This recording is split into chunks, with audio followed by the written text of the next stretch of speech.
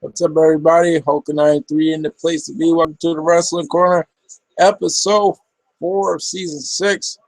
For this episode, it's the review of Extreme Rules 2016. Yep, that's really what this is all about.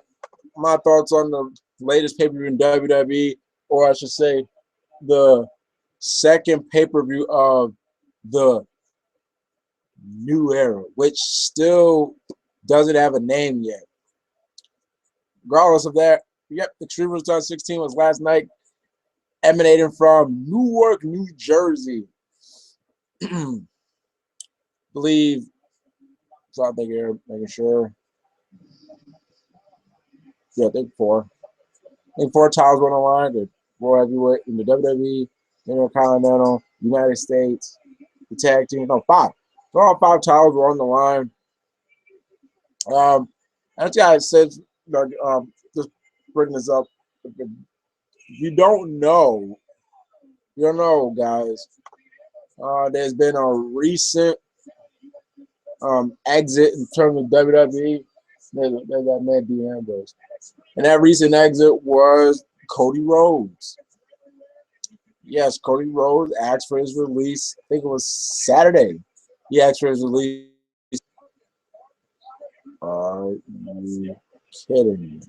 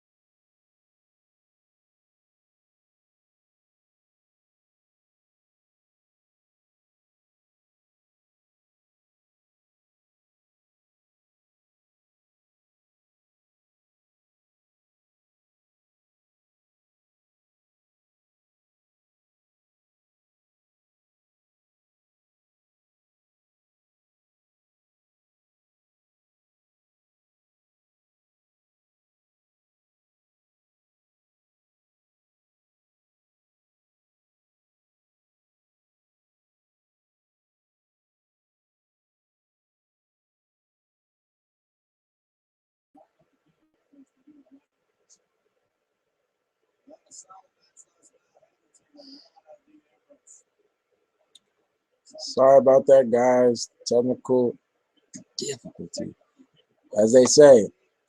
Anything can happen on live broadcasting. As I was saying, the latest release or exit from WWE was one Cody Rhodes.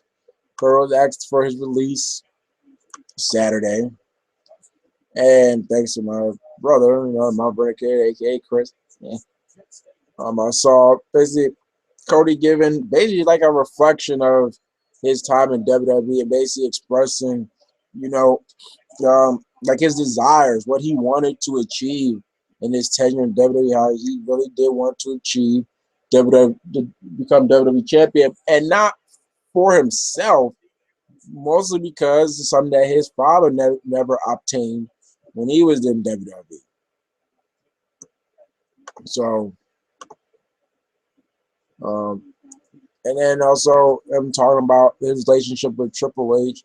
Most time I guess it's kind of a belief that most everybody that asks for a release or wants out of WWE at one point in their career, the belief is you're expecting them to say bad things about Triple H. They didn't have a good relationship because people of the likes of Justin Gabriel, he said that he never really liked Triple H. He felt that Triple H didn't like him. We know how CM Punk felt about Triple H, but Cody Rhodes was on the opposite end. He actually, enjoyed working with Triple H and enjoyed the advice Triple H would give him. And how Cody Rhodes also ventured to many times to become Cody Rhodes again, as Stardust, but for some reason it never came out. Nothing came out of it.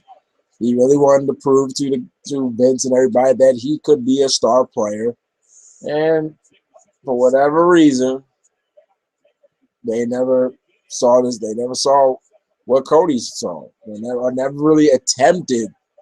Like how they've attempted plenty of times with Sheamus and everything. Never attempted to try to make him a star by maybe seeing how he would do in a run as a main event or even with a test run as world heavyweight at the time. But, I am going to miss Cody Rhodes. He had always been a favorite of mine. Definitely. I've always enjoyed Cody Rhodes' work. But his evolution, I felt, was very great. I thought it was great. And I agree when he said that he kind of had a knack to turn bad into good, kind of make the best out of everything. Because, when he had the whole love stash thing, he did his best to try to make that into something, his little mustache. And when he had the gimmick, the dashing Cody Rhodes, the narcissistic gimmick, he did his best to try to make himself stand out on SmackDown. And I still think his best piece of work was when he got his nose broken by Ray, and he adopted the Phantom of the Opera / Two-Face / any Batman villain, or Brian would say, and then he became Dr. Doom. I felt that was his best work when he had the face guard, and nothing was wrong with his face, but that was the point of his gimmick. That's why me and my bro always felt that he felt like a Batman villain, because there's nothing wrong with him anymore. But for some reason, he still sees that there's something wrong with his face.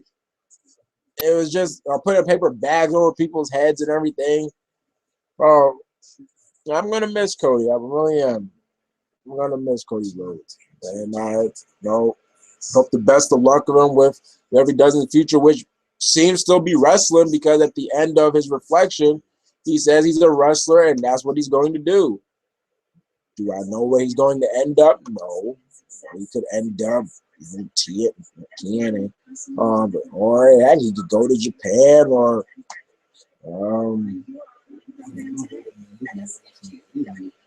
yeah, I don't know about GFW.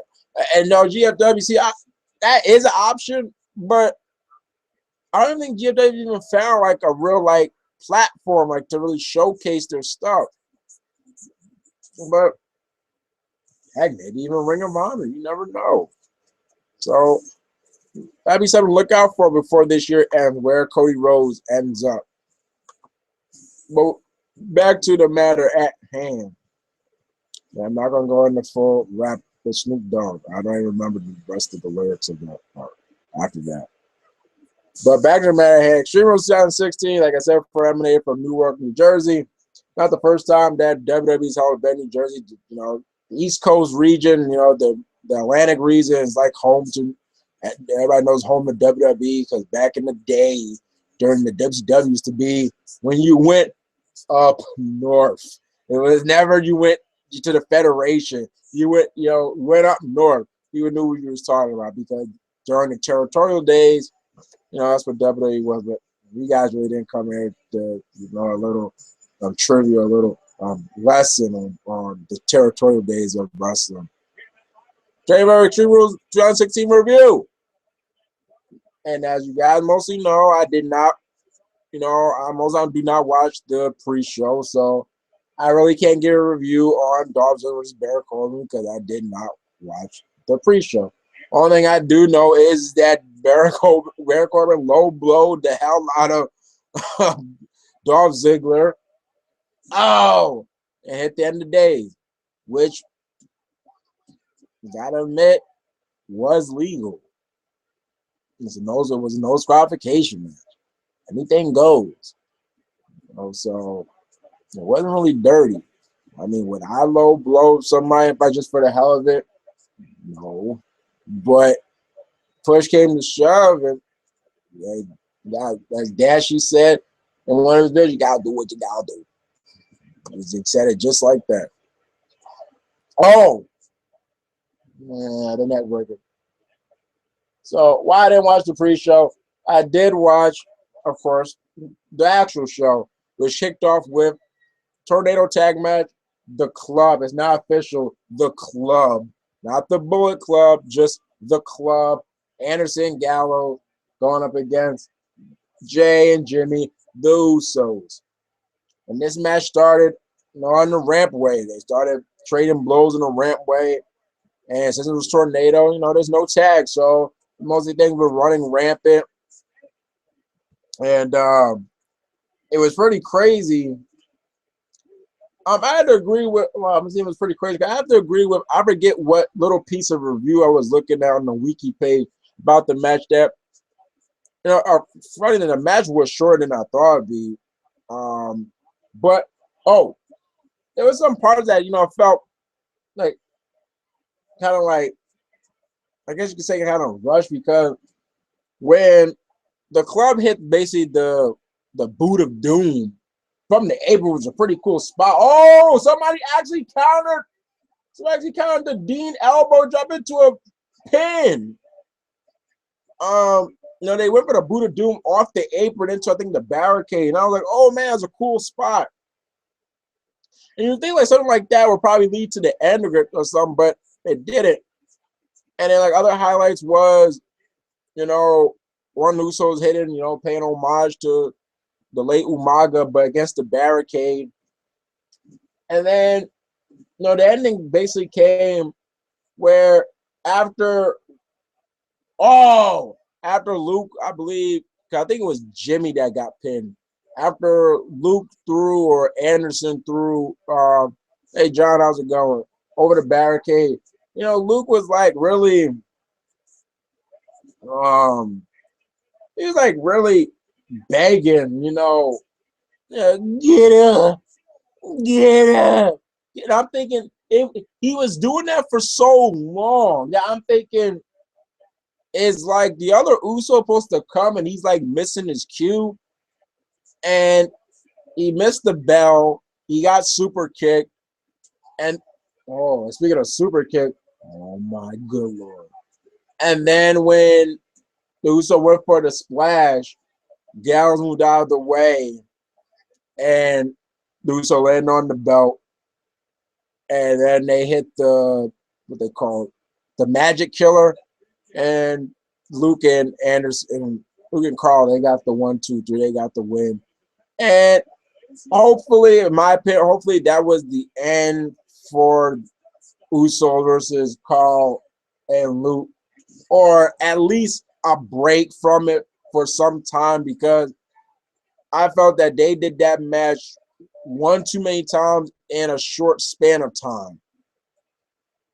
And I felt the match was going to be more a little bit on the physical side. Like, because you remember the Usos, they got well done by Luke and Carl with chairs a couple of weeks ago during the build-up. So I was kind of surprised, not a chair or something was used. The ring bell was used, but it was really, when it was used, it was because somebody landed on it. But there you go, Ziggler with those headbutts now. Oh, They're EVs. Yes, it is. My man, Ambrose qualifies with Money in the Bank. So that was basically that for the tag match, the Tornado Tag. Next match on the card was for the United States Championship. Kalisto, the United States Champion, defending his title against the Bulgarian Brute, Rusev. Basically coming into this match, John, good to see Seth back. Yes, it is good to see Seth back. And I can't, funny thing is, I can no longer call him Skunkhead because he no longer has the streak. He's just pure black. Wait. Okay, so there's 3 more people. So, going into the match, Kalisto was injured because he damn near got broken in half by Rusev with the accolade. And it was a pretty interesting spot where, oh man.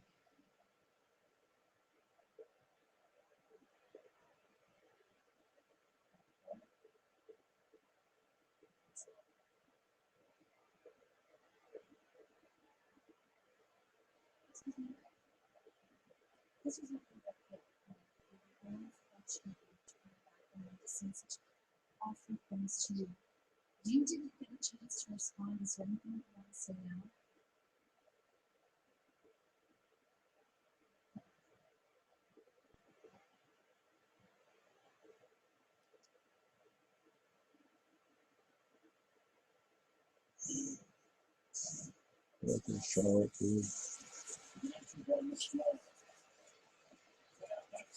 John, you asked why is he still here? Because he's so freaking Rollins, I guess. But you never know. I still feel I'll get on to it later. So let me just get on with the review. There's a pretty interesting spot where Kalisto is like early in the match. Kalisto goes for, his spinning, his corkscrew springboard. But Rusev like literally swatted this guy. And and I use literally, like a literal swat. It looked like a real, like he swatted a fly. Wow. And I was like, oh, and from there on, Rusev mostly controlled the match. And bang bang. And Kalisto, he got his stuff in. I don't even think he really got it attempted for the Salida del Sol. But of course, he did hit a big DDT, which for a small guy like him, Rey Mysterio utilized a lot of DDT variations because he was small. So, hey, anybody gets dropped in the head, they're gonna feel it. They're gonna feel it, as Birdman was saying. But his best efforts weren't enough because when he went on the top rope, and it's something I've never seen before. Well, I never seen before. Rusev, more somebody, like you probably saw if you guys watch Raw, saw how Kaz did to Bubba, body slammed him off. Rusev did it to Kalisto, but instead of laying in the ring, Kalisto landed on the apron, which, for those of you that don't know, is the hardest part of the ring. And that led to a situation where the referee was trying to back off Rusev because he was checking on Kalisto. Kalisto saw as if he was like paralyzed. Like he was all like this and everything. I'm not trying to make fun of anybody that's that's paralyzed, that just suffer from paralyzed. Yeah. Thank you for paralysis. But Kalisto sold as if like he was paralyzed. Like he was really suffering from paralysis. I mean, seriously, he sold it pretty well. Putting it kind of a little bit, oh shit, what's really going on? And Rusev's trying to stepping on Kalisto. He's trying to go for the accolade. Every time he steps on Kalisto's back, referee, no, Rusev, back off. And I like that spot because it's like Rusev is the challenger. So, he's thirsty to get the United States Championship back or just win the championship. So, his mind is, okay, this referee might stop, but I might stop this match. But then I'm thinking, wait a minute. If the referee stops the match, doesn't Rusev become United States champion anyway? Because when the referee stopped the Sami Zayn Owens match back at TakeOver Rival, it led to a title change because it's almost like forfeiting. So, but Rusev said the hell with the referee went to go turn around. I guess was about to ring the bell. He locked on the accolade, bent Kalisto in half, almost in half again.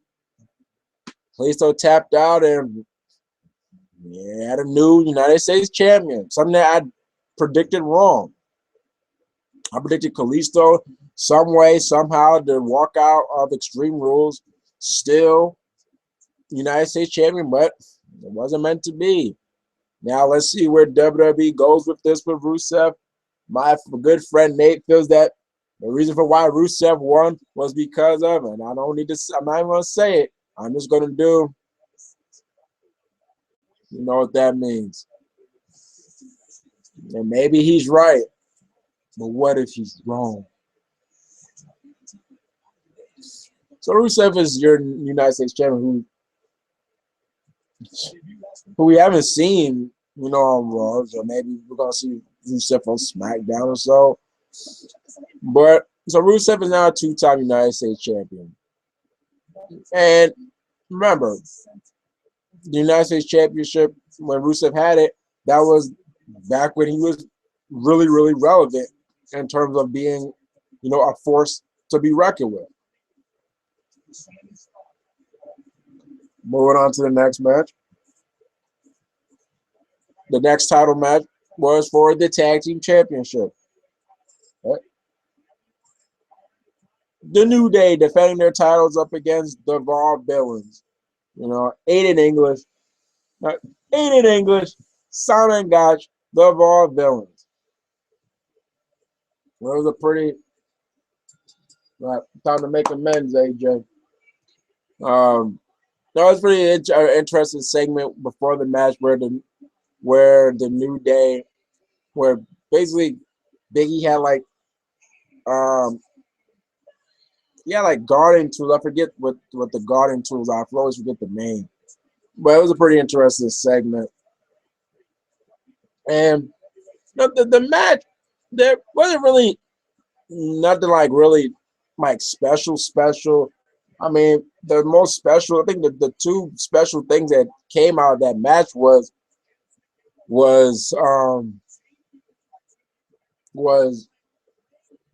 when after the comeback run from the New Day, the Raw Villains hit the Whirling Dervish in a fashion that made it look like, okay, this is the ending of the match. And it had me even fooled like, oh, this is the end. And Xavier kicked out. And that was another surprise. That was something that also that I guess you could say was a little bit something to note about the match. Oh, man. That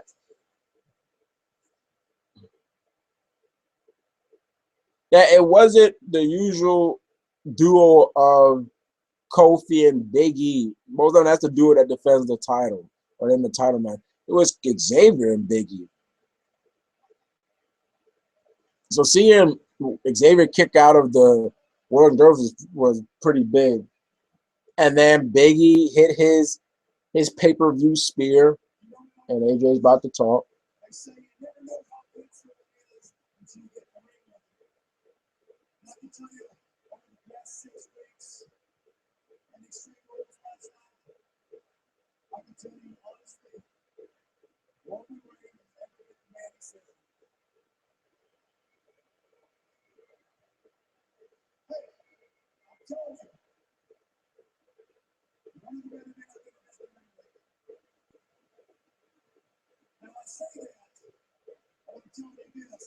He's still I'll tell you that.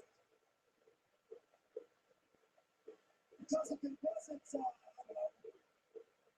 Uso, Gallows, and Anderson, I had him beat in the middle of the ring last night. And if it wasn't for those guys, look at that. AJ acts all four. There it is. I think that's the first. That's the first seed.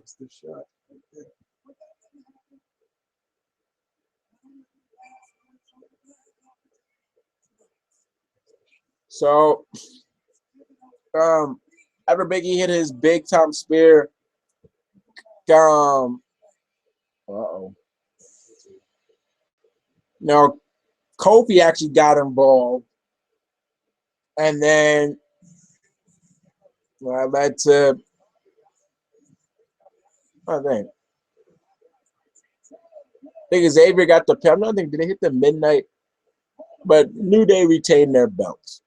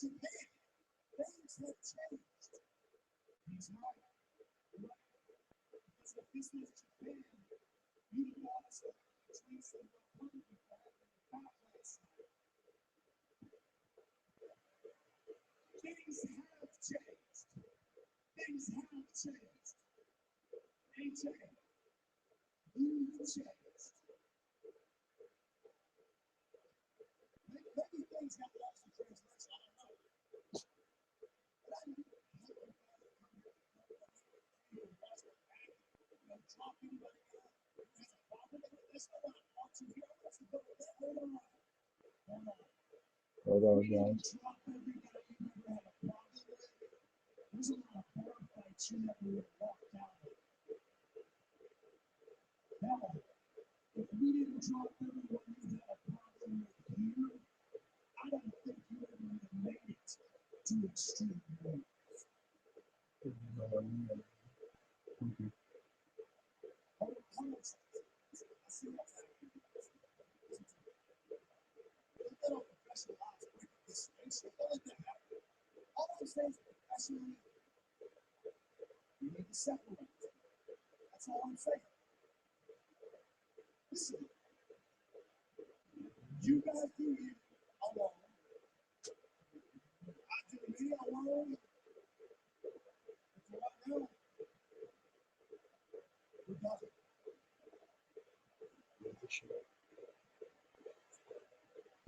There's the seed.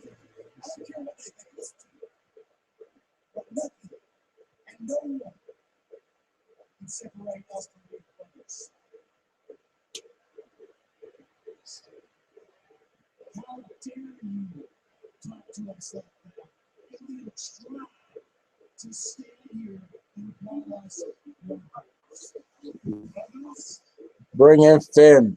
Yep.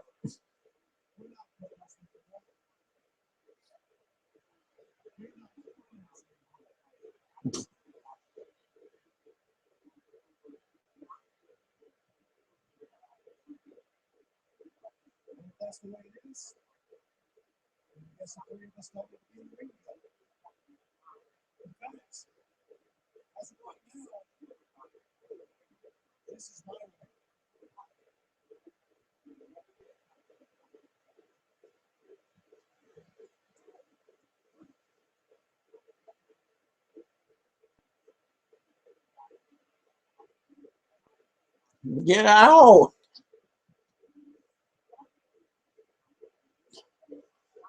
But now back to Extreme Rules.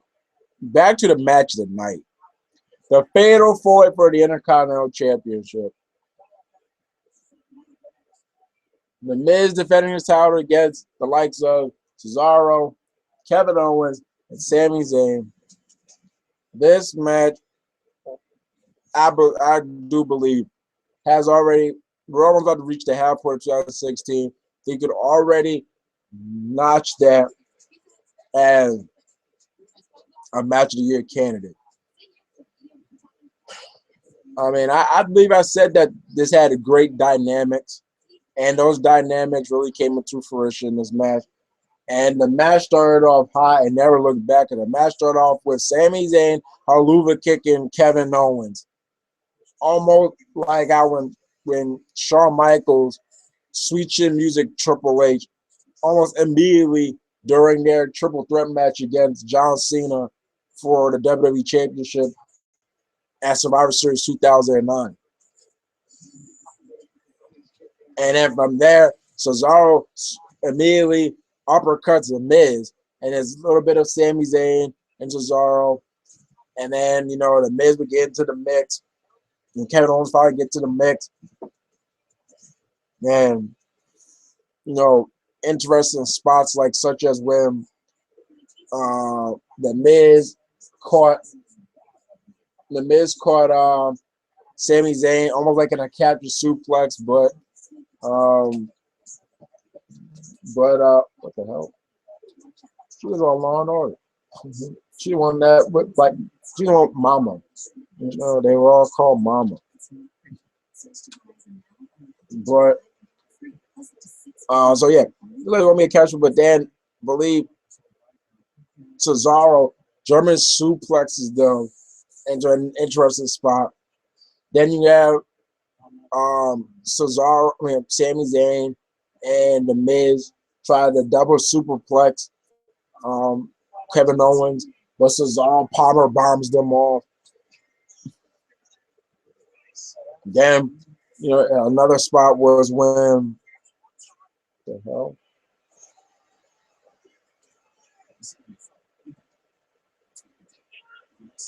Another spot, excuse me. Another spot was when I think some other pretty nifty spots. No, a pretty good false finish was when I'll make sure Kevin Owens, because Cesaro was gonna go for so everything was gonna go for the Haluva kick, but he didn't do a super kick from Kevin Owens. Then Kevin Owens hits the pop-up power bomb on Cesaro. And then The Miz pulls him out, and you're thinking, here we go. He's gonna pull Owens, he's gonna get the win. Instead, Owens throws him in the barricade. There's a little bit of a face-off with Maurice. But Miz comes back and actually Skull Crusher finales him onto the floor. And I'm thinking when he rolls in the ring, he pins. I'm thinking, no, this is the end. And there's a kick, and I was like, okay. And it was stuff like that. One thing I felt The Miz would play, the crafty, picking the spots, rolling, and he did it. He did it well. It was made for an interesting dynamic. What? For the Intercontinental Championship.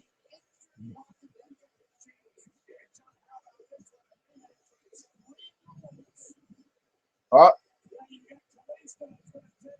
as I figured, Kalisto is going to get his rematch for. Yep, that's really nice. Champion going to be on SmackDown. And then after that, there'll be a spot where there's even a cool where when Sami Zayn and Cesaro where Sami Zayn hit the rolling Yoshi Tonic, and it hit it so sweetly. It was beautiful.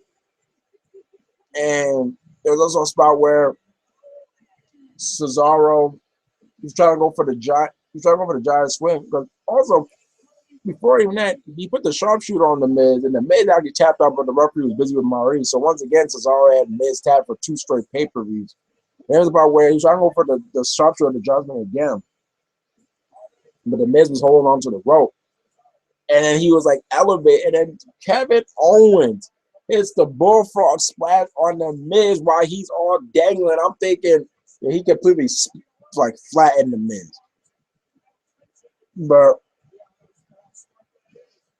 when then it came to the end, Cesaro, he back body dropped The Miz out of the ring, but he hurt his shoulder, and immediately as he hurt his shoulder, Sami Zayn hit the Haluva kick And he had Cesaro dead to rights, but Owens pulled him out. And then you saw Owens. You saw like you saw this should be a hell of a match if they get enough time. And you saw Sami Zayn contemplating like, what should I do? Should I continue with the match with my hatred of Owens? He goes with the hatred of Owens, starts throwing Owens and go in the barricade, which leaves Cesaro susceptible to the Miz calling into the 1, 2, 3.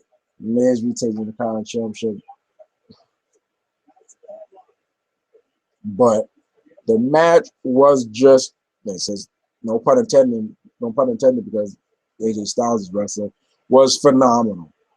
Everybody played their parts great. I don't know if you want to do that. Everybody played their parts great. It delivered. The Miz played the crafty role very well. Cesaro once again showing his natural gift being strong as he is. The saying is he's one of the pound for pound strongest guys in WWE, which I truly believe he is. And Sami Zayn just bringing that fire like he always does, and just the hatred that KO and Sami Zayn, you feel it every time they clash against each other. And the crowd was really hot for the match every step of the way. And I think, in a way, the crowd felt something special was going to happen once Sami Zayn hit the Helluva Kick. When it started off hot, I think that really got the crowd think, okay, here we go. Oh! But, kudos to all 4 guys in that match to make that match or what it was, a match of the year candidate, without a shadow of a doubt.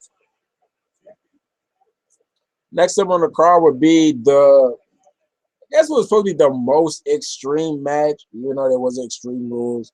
And it was, AJ did the kip up Hurricane Rana.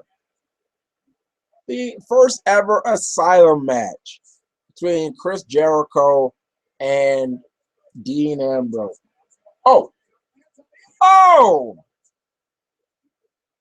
And now, all right, for you that maybe didn't see Extreme Rules or want to know what the rules of an Asylum match is there's no.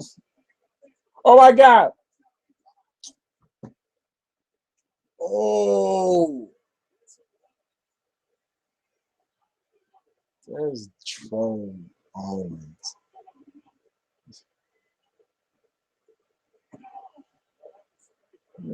God, Owens. But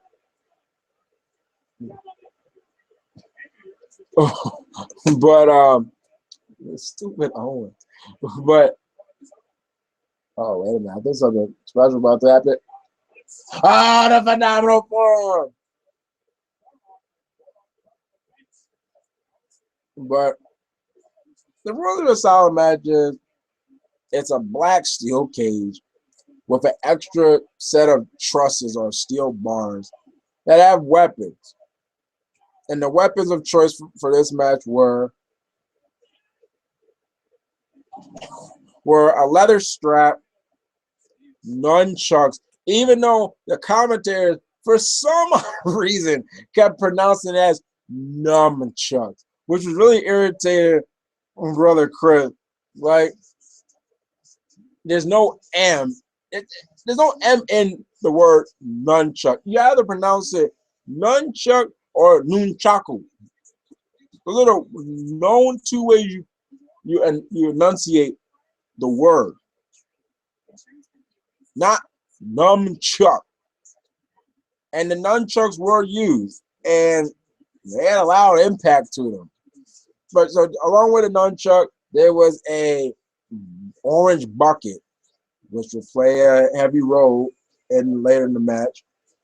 Mitch, which was never used, and I was surprised because I'm thinking Dean will want some retribution on Jericho for doing that. Okay, this one is for you, Mitch, and proud. But That didn't happen. Also kendo sticks. Yeah. Was it kendo stick? Hey, it was a kendo stick. Yeah, kendo stick was involved. 2x4 wrapped around barbed wire, basically Barbie, and a fire extinguisher. Those were and a straight jacket. So the only weapon that wasn't used was Mitch, or the son of Mitch, or just a plant. And I have to be honest here. Okay, first off, the match was coming off a very hot fatal four-way, and you know, no matter which match it is, sometimes that happens. It's coming up, the crowd's getting off for a hot match. It takes them some time, to get back. I know where line to go with this. It takes a little bit of time to get in the swing of things. I'm not too proficient with the British action as Chris is. I was trying to do, Sir Michael Caine and Dark Knight Rises. So yeah, it takes some time to get back into the swing of things. So okay, I give the benefit they were coming off the hot fatal four-way. However, I'm not going to lie. Oh, that was pretty nice. I'm not going to lie. Majority of the match, after a while, I was kind of like sitting on my hands. Kind of like waiting for something. I'm thinking, this is kind of dragging. And it was the longest match of the card. I saw it was like 26 minutes. And I think most of it was because anytime Ambrose or Dean went to go get another weapon, and I think if they was to bring this match back, remember I said I was something to look for. Will it be a keeper? Will it be something that was it something that did enough to earn like a sequel? If WWE does decide to do another match, if I had to give them some advice, I would advise them to probably not make the weapons that high, because that took a lot of time from the match with Dean and them trying to climb all the way. Because after they get to the top, they got to really reach for the weapon. So there was just a lot of battling, and it's like at that time trying to get up there, at the time of them trying to fight off. It took a lot of time. And, so there wasn't that much action in a way. Yeah.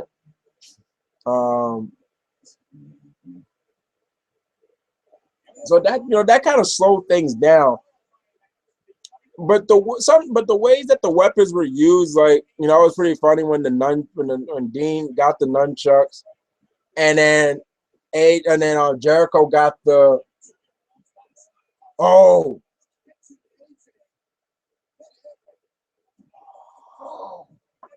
and then Jericho had the 2x4, and he's like, you see it, you idiot. You see this idiot? What are you gonna do with that? And you start seeing Dean, start working the nunchucks. I'm like, okay. And that led to Dean, using nunchucks. He wasn't no Steve Blackman, but hey. Yeah, or of course, when you think of nunchucks, you think of Bruce Lee, but in terms of wrestling, you think of Steve Blackman. It's party time. And then the fire extinguisher. The fire was kind of funny, kind of used in a funny sense, because Dean tried to jump off and Jericho. I'm like, oh, and oh.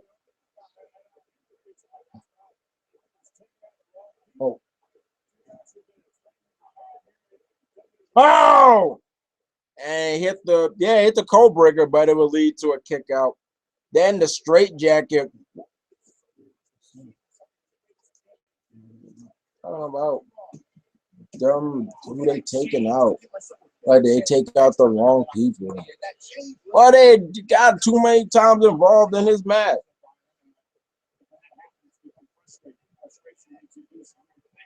The straight jacket was also implemented. He used as a distraction towards Dean, and I think he had another code breaker. Oh, Oh, but so wouldn't put Dean away. Then the box. I mean the bucket will come into play. And when Dean opens up the bucket, oh yeah, even before that, Dean actually hit the super, he actually did the elbow drop from the top of the cage, which was a pretty interesting spot. But for some, and I guess that just kind of showed that the crowd was a little bit beat from the the very very deliberate pace of the match, because when Dean hit that, it wasn't as big as a pop as normally somebody jumping off the cage is. But then the bucket would come into play, and when Dean took off the top and he took out the black one, you knew, all right, it wasn't just your regular orange Home Depot looking box. And for a lot of you guys, we know when we see that black pouch, we know what's in there. These things called well, hold on. Oh, that's what you get.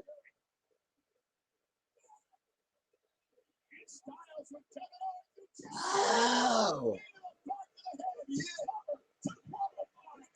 Not really a kick out. These things called thumbtack. And they hurt. Just ask Mick Forward. Just ask Randy Orton. Just ask Edge. Just ask freaking Abyss. You would ask Bobby Roode, but you get my point. And I think that when the match started, I think the crowd really started getting to, because Ambrose and Dean, what the hell? Ambrose and Jericho, Ambrose and Dean. What the hell? Oh no!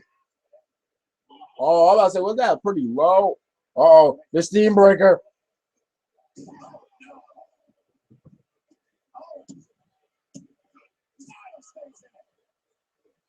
Jericho and Ambrose did a great job building up to the spot, because you're thinking, okay, they actually used the 2x4, by the way. The Barbara 2x4, which was not used in the Brock Lesnar Ambrose match, unfortunately. So it's like, okay, are they actually really going to use thumbtacks, or are they actually just going to tease it? And they teased it very well, where Dean's trying to body slam Jericho on it, gets countered. He almost tries the Alabama slam on it, gets countered. He tries to do the electric chair drop, it gets countered. And finally, after some sequence, Jericho goes for the code breaker.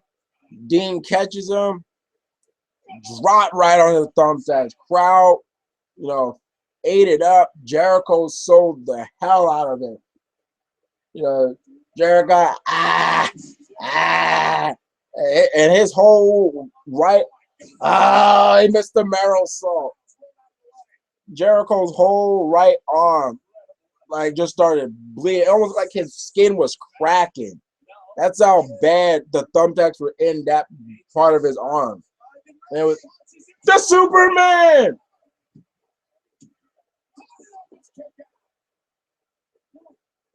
People, AJ Styles won his first ever TNA World Heavyweight Championship with that move.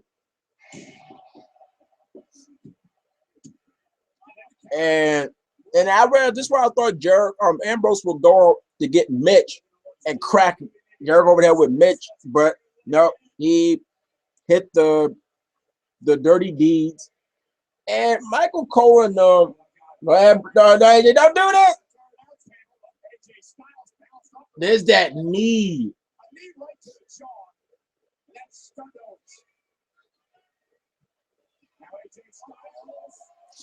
Oh!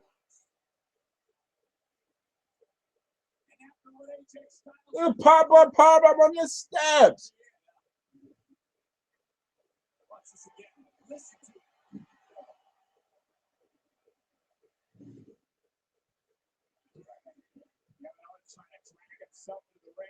How is AJ going to get back from this? But so they were saying that it was on the thumbtacks, but I'm like, no, was it? Wait a minute. AJ's not going to make it. Wait a minute!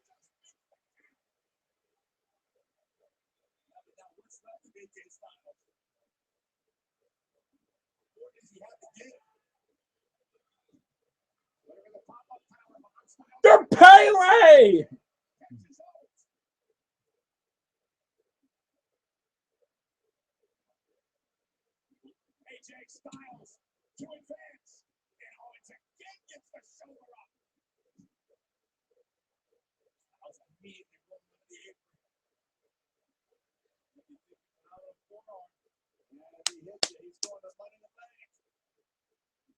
So what I just said?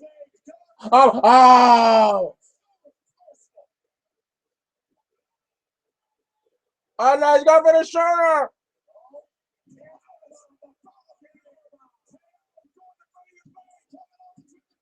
No.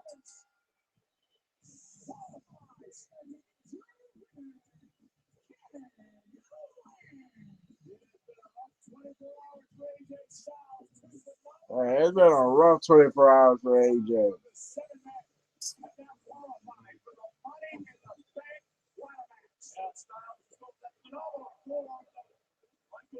I'm a bit sad because I actually wanted both of these guys to be in the Money in the Bank. Well, only one could it. No.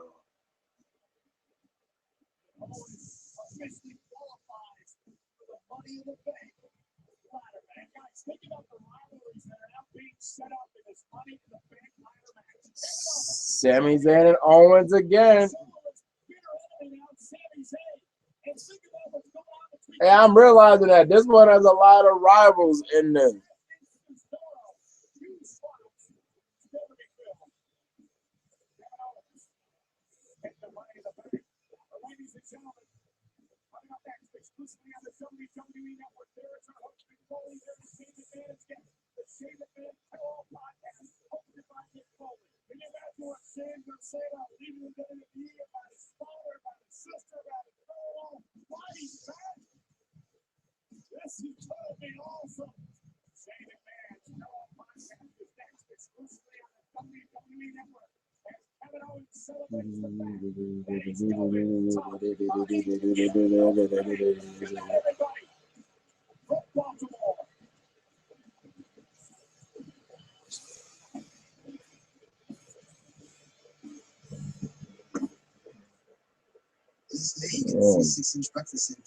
Poor AJ, man.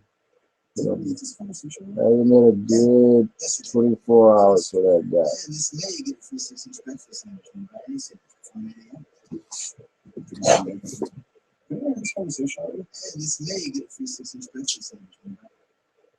Now, so Demon won the first ever Asylum match. And immediately I said that this match probably would be have a lot of mixed maybe have a mixed reception. Because I was a little bit mixed on it. Because I would tell somebody, okay, how was the match? I would say kind of skip until the thumbtack. Not when the thumbtacks are, not when Jericho falls on, just skip to kind of skip a little bit when the thumbtacks are brought out. Because that's when it really got good.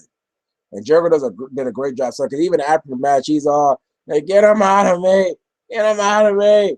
And Dean's just laughing it off and everything. You know, Jericho just being the good, you know, seller / entertainer that he is. He's also a great wrestler, but you know, he knows how to entertain on many levels. So yeah, I'm not really sure if the Asylum match is going to stay. John, the Asylum match is a Lethal Lockdown knockoff. It was like the Lethal Lockdown. You know, for those of you that don't know, that's one of TNA's big matches. The Lethal Lockdown, which composes of, you know, a cage, and then after a while, another part of the cage comes down. There's weapons. And I said that from the get-go. It felt like a Lethal Lockdown, just one-on-one.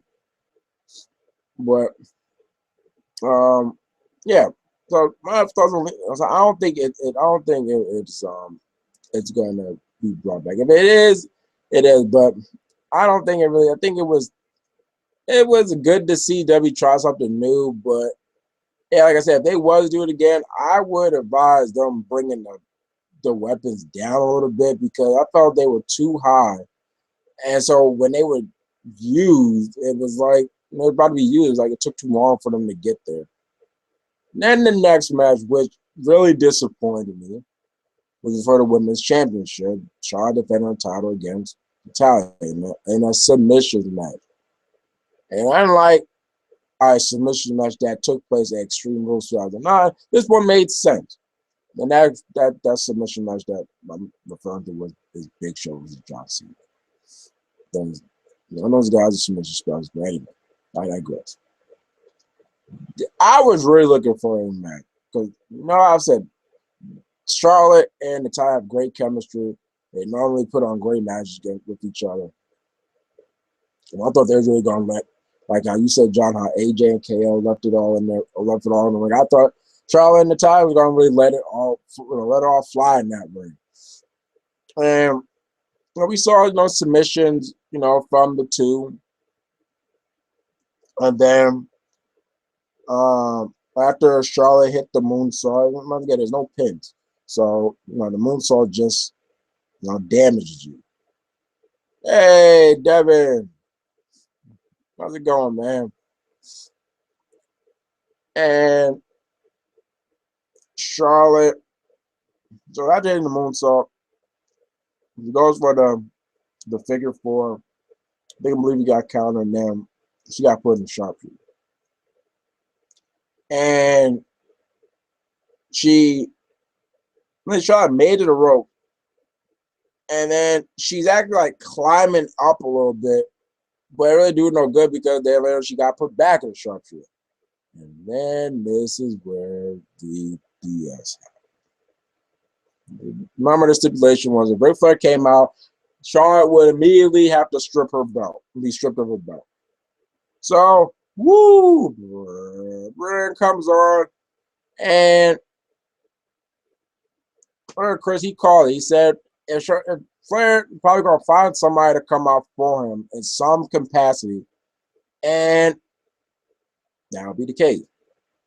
And you see the person wearing the robe and their back is facing, the ring, and I'm thinking, who is this? And when they turn around, and I swear to you, when Dana Brooke turned around, at first, she still had like the hair and everything. For some reason, I thought it was Tamina for some odd reason before they really zoomed up. And when she took off everything, I was like, oh, that's Dana Brooke. And I'm thinking, wait, Dana Brooke. And I know, okay, both of them are heels, but I've always felt that, how can I put it? Just because this person's now a heel, oh, now you're my best friend because we're both heels at the same time now. I'm always, there should still be animosity. Like, okay, you know what? I still don't like you. But so I'm thinking, wait, when Dana Brooke first broke into NXT, her first program was with Charlotte because she was jealous that Charlotte got the advertisement for Tap Out instead of her, because she actually has a background in fitness and all that and hoopla. Come now, fast forward 2016, she wants to do Charlotte's dirty work. And Dana Brooke gets on the apron, Natalya goes after her. Charlotte basically bumps Natalya to Dana. And this is what I didn't like. Charlotte locks on after hitting a big boot, she locks on the figure 8. And Natalya taps out. I didn't like that. Personally, I'm thinking, so Charlotte was able to really last two sharpshooters. Granted, the second one, Natalya let go because she thought first Trevor did. But the only thing it takes is one figure eight. And if I'm not mistaken, unlike Payback, Shaw didn't even work on the leg. If memory serves correctly, she didn't even work on the leg that much like she did at Payback.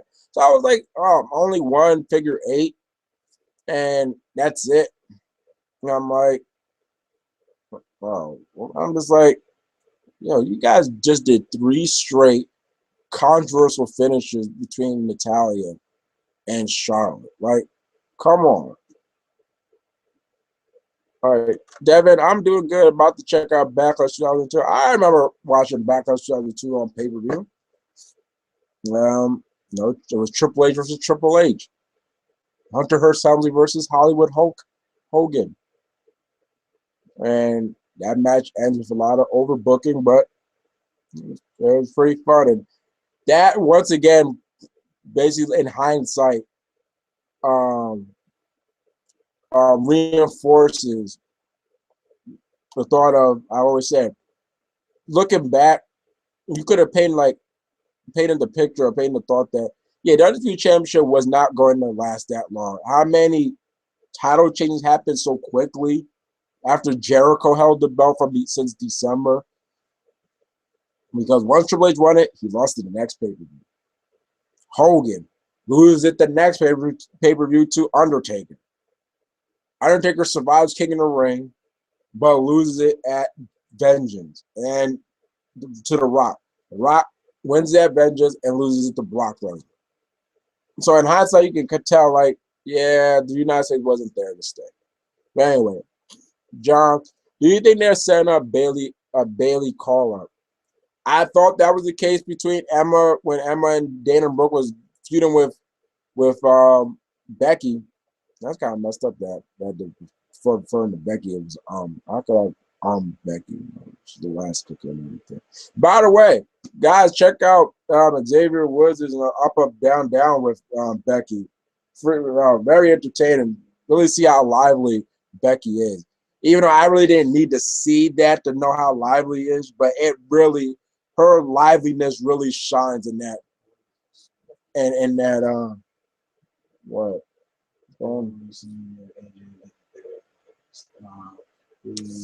I knew that would be coming. Basically, tweet stuff that AJ is getting buried because he's already lost twice to Roman. Heck, he was saying he was gonna get buried when he lost before he even lost to Roman twice. He's gonna get buried.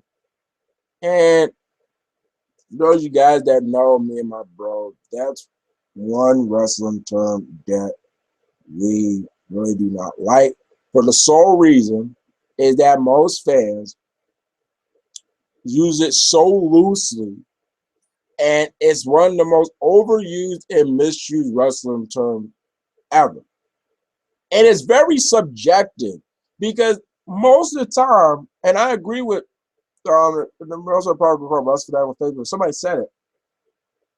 It's most time used when a wrestler they like probably loses to somebody they don't like. For instance, AJ losing to Roman. AJ got buried.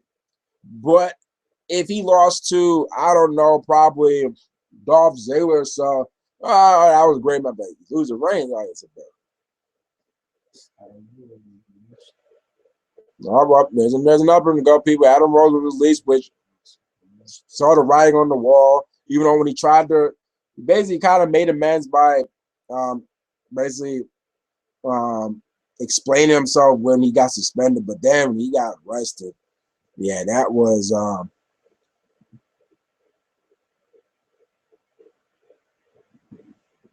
something else. That was kind of like a red flag, yet, excuse me.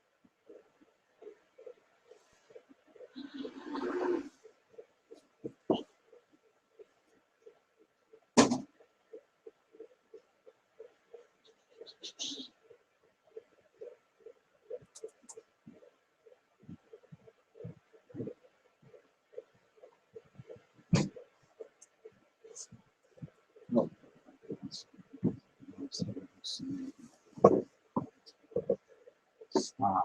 Stop. Well, you put something. I'm about to. Stop. Okay, so I'm back. I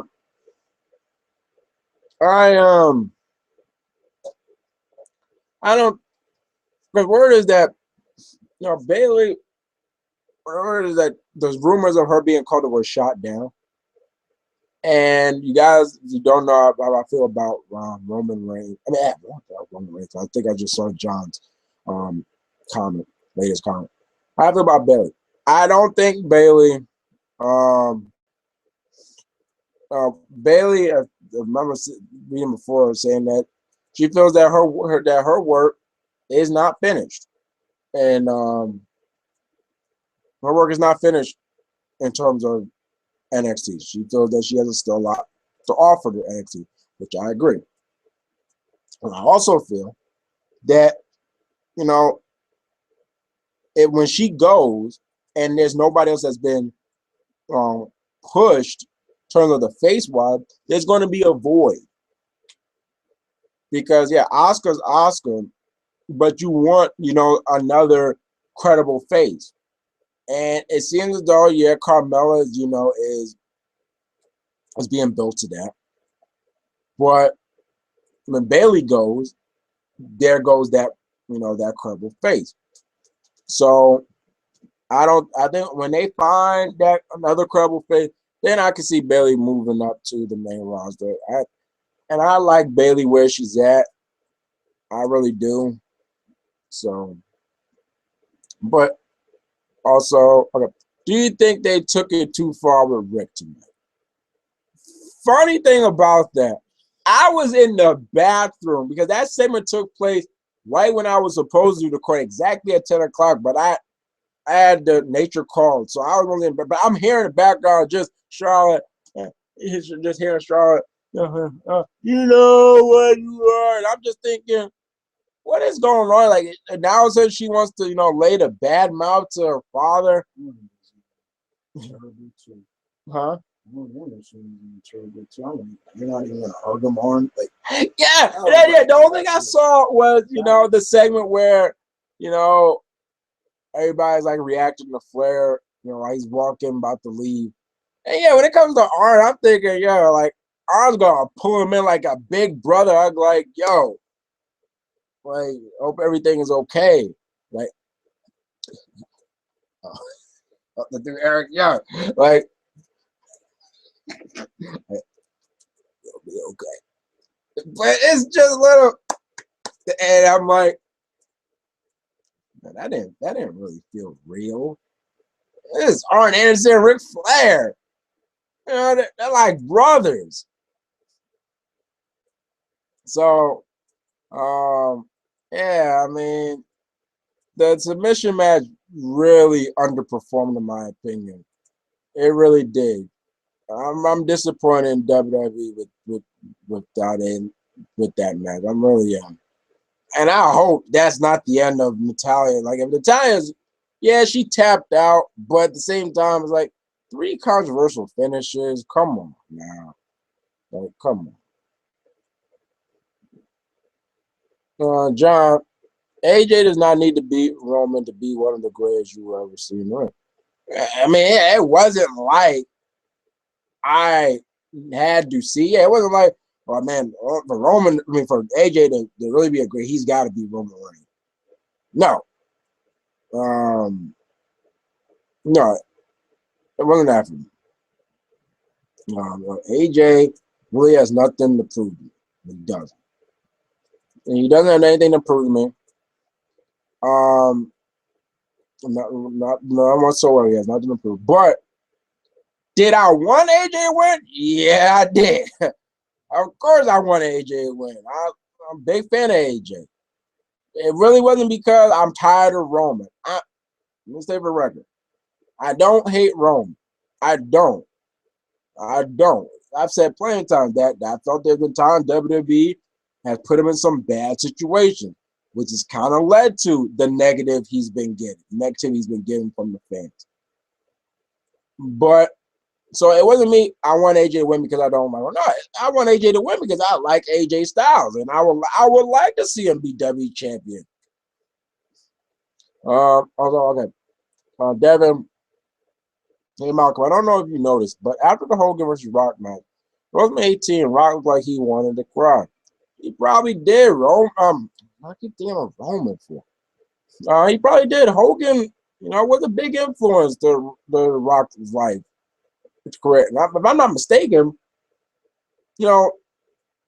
Rock, first time when he met Hogan when he was a kid, when his dad was in the company. So, and that, I believe that always resonated with him, just like how Orton, met all the boys, Andre the Giant, when he was a kid because of his dad. So yeah, I wouldn't be surprised if Rock, got emotion in that, because that was a pretty emotional. Well, it was going. It wasn't supposed to be emotional, but the much emotion the crowd brought to that match was Hogan. So this day shocked him. He said, I knew there were Hogan fans in Toronto, but I didn't think it was that many. It was almost like if it was like he said, because they had not seen me since like WrestleMania 6 with Warriors, almost like, they had not seen him for a long time. So I was like, welcome back. Hold on again.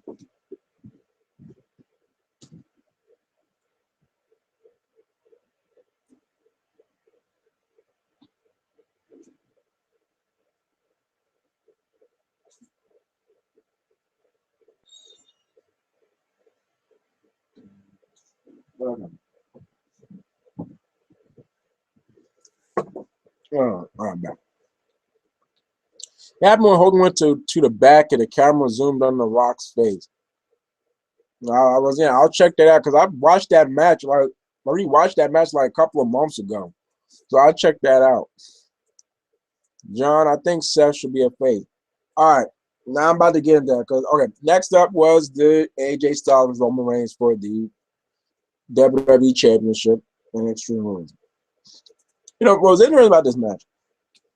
It was a little bit of a polar opposite. Payback, it was mostly, there's some back and forth, but most of it was AJ doing all the beating. This time, there was some back and forth. It was Roman Reigns doing all the beating because most of the big crashes were done by Roman. Like when AJ got back by a drop off an announcer's table, through another announcer table where he went flying in on his tailbone, to him being power bombed through the table. Excuse me, announcer table. Reigns also, he missed a spear into the barricade. And so then later on, of course, here comes Chrome and Chrome Dome. Luke and Carl comes out. They hit the magic boot on Reigns, and they basically put AJ on top of Reigns. So it wasn't like a case of, oh yeah, AJ, he saw this guy. Like, no, they put him on top. There was a kick out, and then lo and behold, the Usos come. They take care of Gallows, and then they go on a super kick barrage on AJ and then hit the splash. And AJ kicks out of that, surprisingly. And then, things start to break. Things start to bust down and everything. AJ hits the Styles Clash, but Reigns kicks out. Then he hits the Styles Clash, but this time on the chair like he did on the Monday prior, one of the Mondays prior to Extreme Rules. And he would have had Roman if it wasn't for one Uso that pulled him out. I'm thinking, oh my gosh. And after they got rid of them, AJ went to go get the chair. And AJ's had enough. He's gonna let loose. The Usos come, and he starts on the Usos. He wailed. No, wait, before that, wait, I forgot because um Luke and Carl tried to get involved again, but they got Superman Punk. And then fast forward to when AJ's about to use the chair and he's wailing everybody. The Usos in Roman Reigns. But then he goes for the phenomenal form. He gets speared in 1, 2, 3. Physical match basically marks the end of the Roman Reigns AJ Styles for the club versus bloodline feud, which I really felt, really put the Usos, really kind of made them annoyances to me. And Luke, and so did made Anderson and Gallows. Like they were okay, they're supposed to be like heel, so but the Usos were supposed to be face, and they came across annoying to me. And I don't think AJ was buried. When you're buried, you look bad. Now I feel that kind of put a little bit of a damage to the Bullet Club. Yeah, because it made me feel that, okay, I guess the Bullet Club is not going to be a big angle. Like it's an angle. It's not just a stable. And now, which was happened on Raw with kind of the little breakup, is probably leading to Finn finally coming. But that would not be the end of the show for Extreme because when Roman Reigns is celebrating, I'm in the big crowd, and I'm thinking, oh man, is Finn coming now? Next thing you know, lo and behold, it's Seth freaking Rollins with the pedigree. And Seth Rollins is back.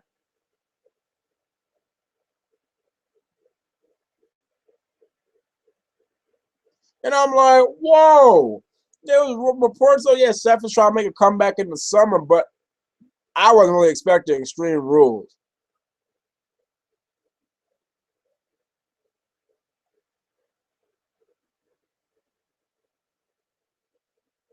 But yeah. Seth Rollins, so the show ended with a big surprise, and Seth Rollins got a big welcome back pop from the crowd. But the thing to take out of it is that you guys know how I feel about it. I feel it's unrealistic when a wrestler comes back, they're in their wrestling gear. Seth Rollins was in his wrestling gear. I'm thinking, so he was waiting all this time in his wrestling gear. Come on. But overall thoughts of Extreme Rules. Wait, hold on. I think Seth should be fair. Okay, now I should get on with it before I get him over. With Seth coming back, I still think there's a chance of a double turn. I think there's a possibility of a double turn. Yeah, I know Seth, he kind of teased that he was going to turn it, but then he just shot it all down. But I wouldn't put it past him that maybe there's a double turn. I don't think you jump the gun and say, oh, he's not going to turn. I think there's a good chance of doing a double turn with Rollins, with a returning Rollins and with Roman Reigns. John, where could they go with Brock? As another thing, think of the Brock factor. I have a feeling I predicted after the event that this could probably all lead to an official triple threat match between Reigns, Rollins, and Brock at SummerSlam. Both of them, all three of them knowing that they're all in the match, not like at WrestleMania where it was an impromptu triple threat match. So that's what I feel. Because in a way, I still would like to see a Brock and Reigns. I'm thinking, well, that question was left unanswered. Who would have won out of those two before Seth came? And I think you should still answer that question. Devin, do you think Brock will come back during Money in the Bank background? Something like what? That basically. Well, I was talking about. I think he's going to come back probably Money in the Bank or at Battleground to, to really level not even level, to change the complexion. Shout out real. Also, it's just me, Devin. Also, it's just me, or does Mrs. Alpha make him look like Ermac from Mortal Kombat X? I never thought about it like that. I mean, he's not wearing red. He's not wearing red. Ermac wears red. So, since now he's been wearing silver, I guess it would make him look like Smoke. But my overall thoughts on Extreme Rules, I remember I was talking about how, Extreme Rules probably shouldn't really fit in the PG. I think this one kind of really reinforce or actually like um benefited that argument because it really wasn't extreme. Besides the thumbtacks, the Extreme Rules, man, it was physical, but it that could have been done at. But Payback was also physical. And I was saying, I was like, wait, isn't Extreme Rules the stipulation is that yeah, most every match has an extreme stipulation, some type of no scratch stipulation. But even if it doesn't, the match is still the matches are still held under Extreme Rules. There's no count outs, no qualifications. Because in the submission match, when they went out there, they started doing count. I'm thinking, wait, why is there count out? It's Extreme Rules. There should be no count out. So I was kind of saying my brother, my bro, I was like, you could have had the Roman Reigns match be like, you know, it wasn't extreme. It was physical. It could have been a no holds barred, but like a physical no holds barred match.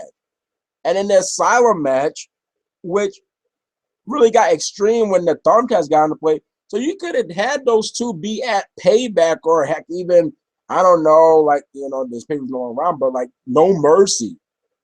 And it just went back, okay, you got two of those qualification matches on the pay-per-view. But not to the extent where it felt extreme. I get yes, I get, it's PG. But like I said before, um, Extreme Rules, even though it's a PG, there's been some people that okay, it still feels a little bit okay on the extreme side, like a last man standing man.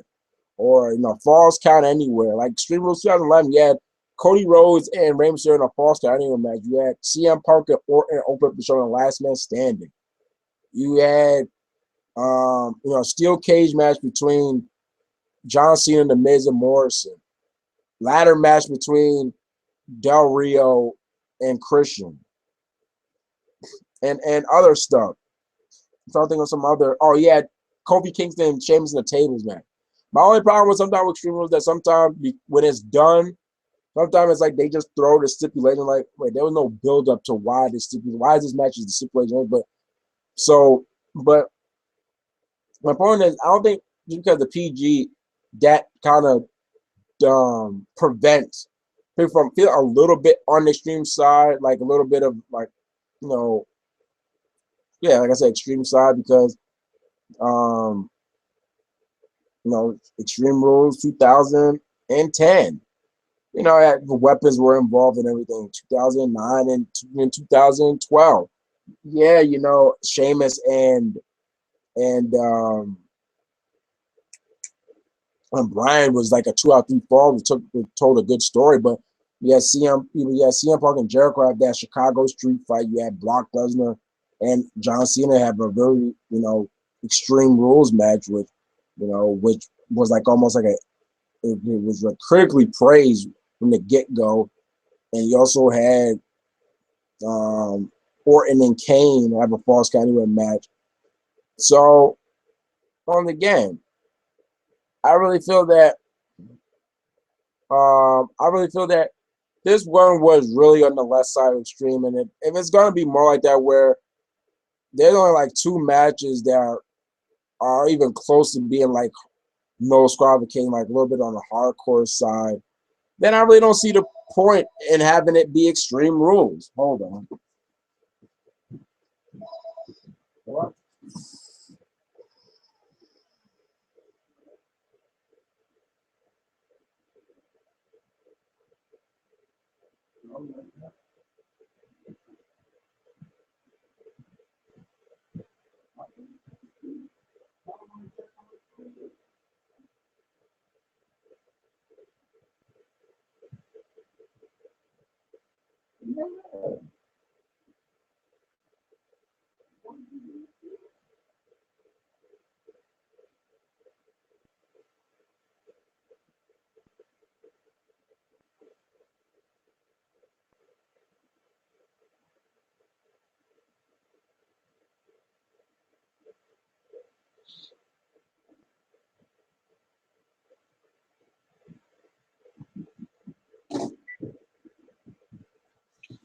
Yeah, sorry about that, guys.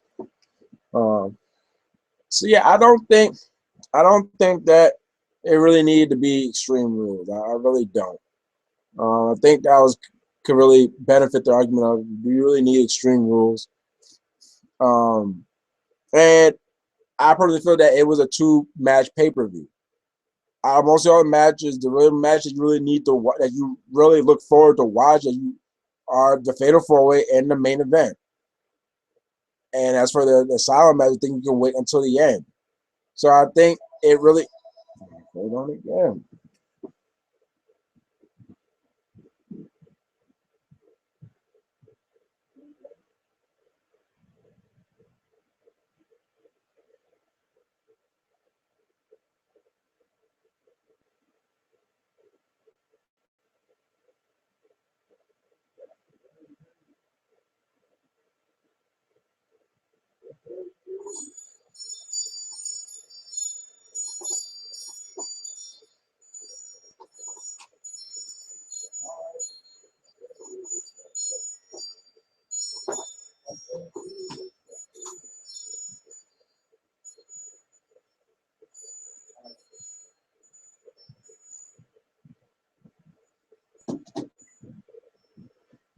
Yeah.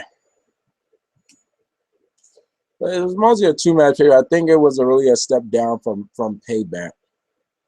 John, do you think Mrs. Wife will wrestle again? I don't think so. I don't think Maurice will wrestle again. If she does, she does, but I doubt it. I think she's here back to serve her role as a valet to her husband. I think she's also going to be part of next thing Total Divas. I I couldn't care less about that because I watch Total Divas. But anyway, on my overall thoughts on Extreme Rules 2016, you guys can, leave in the comments saying if you liked it, or if you liked Extreme Rules, or what you thought about it. Did you think it was, do you agree with me that it basically kind of benefited the argument that Extreme Rules is not that needed if it's going to be like that, where it's really not all that even close to being extreme to a level where it's like, okay, it's still PG, but okay, I can see why it was called Extreme Rules. Or do you agree it was just a two-match pay-per-view? It was the Fatal 4-Way and the main event. So yeah, you can leave down in the comment section how you feel about Extreme 2016. No. So that wraps it up for this Wrestling Corner. This was episode 4 of season 6. As always, I'm Hokley 93 in the place to be. And until the next corner, you guys stay easy and peace.